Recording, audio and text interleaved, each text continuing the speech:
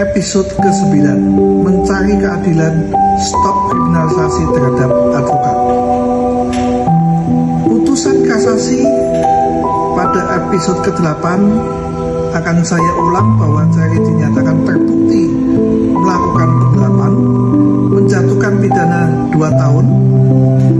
Lalu kemudian terhadap barang bukti selengkapnya sebagaimana tuntutan pidana penuntut umum pada Kejaksaan Negeri Purwokerto tanggal 1 Desember 1922, kemudian membebankan kepada terdakwa membayar biaya perkara pada tingkat kasasi.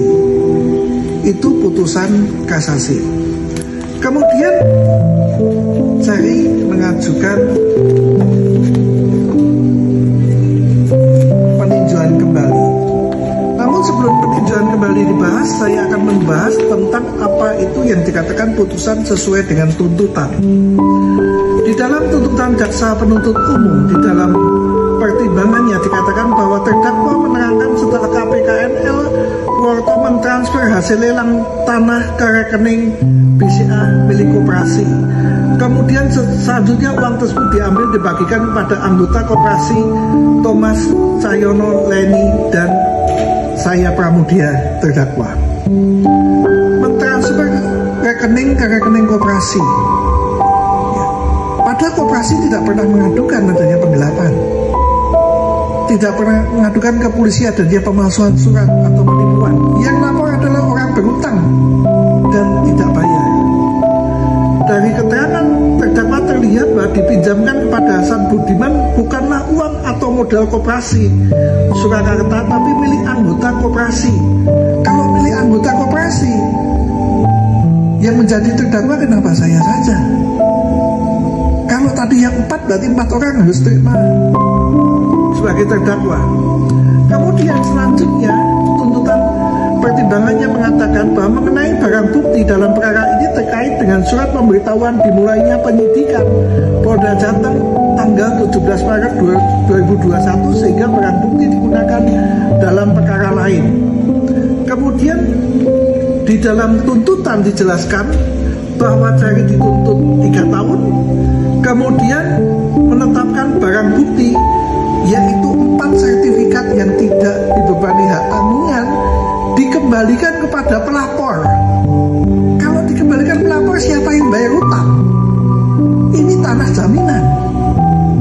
Lalu kemudian bagaimana dengan kesepakatan perjanjian? Bagaimana dengan asas fakta sunt servanda?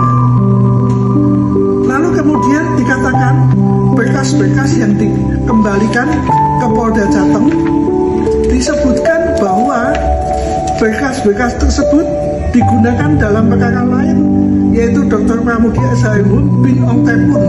Itu saya sebagai terdakwa. SPDP tanggal 17 Maret 2021. Itu SPDP yang sudah dikembalikan Kejaksaan Tinggi pada 10 Desember 2021. Di dalam peraturan Jaksa Agung dikatakan SPDP yang sudah dikembalikan dikatakan kasus tidak dilanjutkan.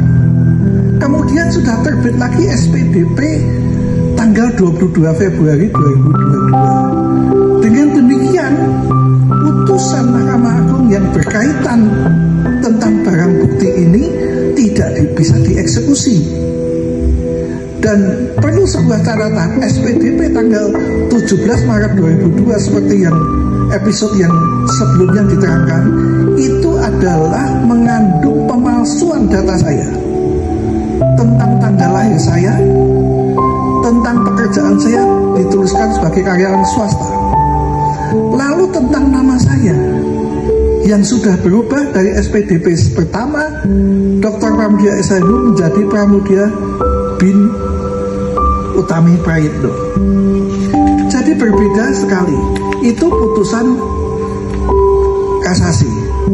Terhadap putusan ini seperti tadi dikatakan bahwa Cherry mengajukan peninjauan kembali.